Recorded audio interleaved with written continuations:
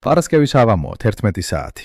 გირეკავთ CTO და გაბრაზებული გვირის, რომ ტესტერებმა შემთხვევით წაშალეს 50 ტერაბაიტიანი production ბაზა. კომპანია კარგავს $10,000-მდე სახსრებს ყოველ საათში და ეს ყველაფერი მოხდა იმიტომ, რომ ვიღაცამ არასწორად დააკონფიგურირა მონაცემთა კლონირება. დღეს მოგიყვებით ისტორიას, რომელიც დაგეხმარებათ ამ ჯოჯოხეთის თავიდან აცილებაში. ბოლოს კი თქვენ თვითონ მიიღებთ სწორ არქიტექტურულ გადაწყვეტილებას. მზად ხართ? ავწეროთ სიტუაცია. დიდი კომპანია, ტერაბაიტობით მონაცემები ტრიალებს EC2 ინსტანსებზე EBS ტომებით. ყოველდღე დეველოპერები გვაწუხებენ. მოგვეცით პროდაქშენის ასლი ტესტებისთვის. ბიზნესის მოთხოვნები გამოიყურება შემდეგნაირად. პირველი, საჭიროა ბევრი მონაცემის კლონირება, საუბარია ტერაბაიტებზე. მეორე, სატესტო გარემო უნდა იყოს სრულიად იზოლირებული. თუ ჯუნიორი რამეს დააზიანებს სატესტო გარემოში, პროდაქშენმა ეს არ უნდა შეიმჩნიოს. მესამე, კრიტიკულია. აპლიკაციას სჭირდება სტაბილურად მაღალი I/O, არანაირი ლაგები, არანაირი წარმადობის ვარდნა. და მეოთხე, დრო. ბიზნესს სურს, რომ კლონირება მოხდეს მაქსიმალურად სწრაფად. საკმაოდ რთულად ჟღერს ყველაფერი. 4 სხვადასხვა არქიტექტორმა შემოგთავაზა 4 სხვადასხვა გადაწყვეტილება. ნახოთ, რომელი იქნება სწორი. მოდით შევხედოთ თითოეულ წინადადებას, ჯერჯერობით ახსნის გარეშე. უბრალოდ ფაქტები. ვარიანტი A.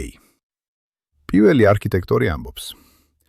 ვიღებთ EBS ტომების სნეპშოტებს პროდაქშენიდან და აღვადგენთ მათ instance store ტიპის ტომებზე სატესტო გარემოში.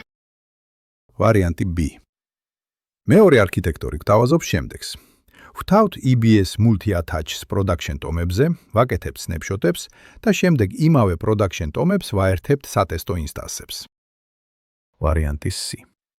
მესამე არქიტექტორი. Production-ის სნეპშოტები, ვქმნით ახალ EBS ტომებს, ვაინიციალიზირებთ მათ, ვაერთებთ სატესტო ინსტანსებს და მხოლოდ ამის შემდეგ ვაღდგენთ მონაცემებს სნეპშოტებით. ვარიანტი D. და მეოთხე ვარიანტი. სნეპშოტები. ვთავთ fast snapshot restore ფუნქციას. ვაღდგენთ ახალ EBS ტომებში და ვაერთებთ ტესტს. 4 ვარიანტი, 4 არქიტექტორი და მხოლოდ ერთია მართალი. ეხლა თქვენი ჯერია. დაფიქრდით, რომელ ვარიანტს აირჩევდით თქვენ? A-ს, B-ს, C-ს თუ D-ს? გაქვთ 15 წამი. დაწერეთ თქვენი პასუხი კომენტარებში, სანამ გარჩევას მოისმენთ.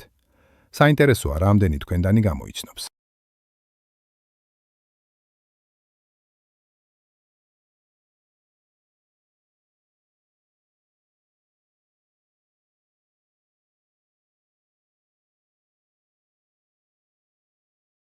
მოდით გავარკვიოთ, რომელია სწორი გადაწყვეტილება და დავიწყოთ მცდარი ვარიანტებით.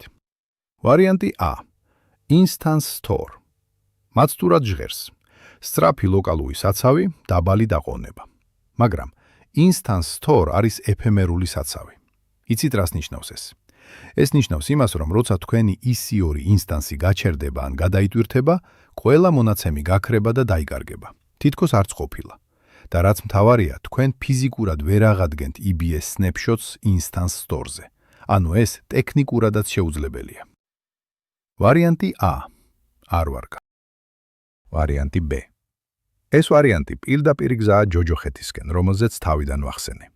შეხედეთ, რას გთავაზობს არქიტექტორი. იმავე production ტომების მიერთება სატესტო ინსტანსებთან multi-attach-ის მეშვეობით. გესმით, რას ნიშნავს ეს? ტესტერი უშვებს მონაცემთა გასუფთავების სკრიპტს, ფიქრობს, რომ ასლთან მუშაობს, სინამდვილეში კი ის შლის productions.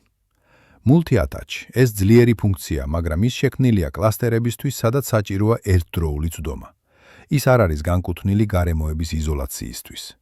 რაც მთავარი მოთხოვნის სრული დარღვევაა, სატესტო გარემოს იზოლაცია production-ისგან აუცილებელია. ვარიანტი B.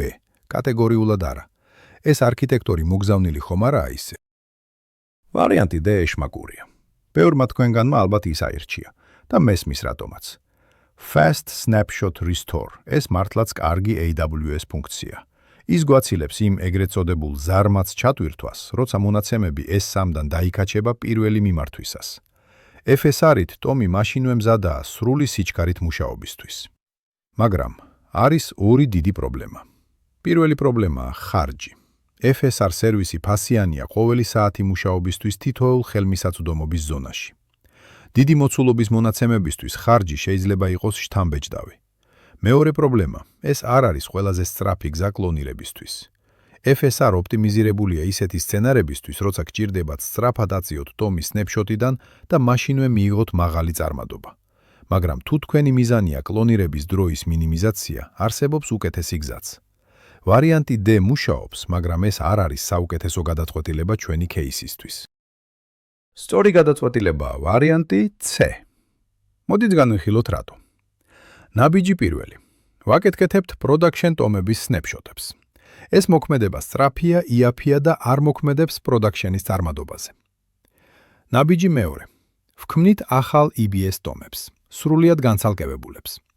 production-ი და ტესტირების გარემო ახლა 100%-ით იზოლირებულია. ნაბიჯი მესამე, მნიშვნელოვანია.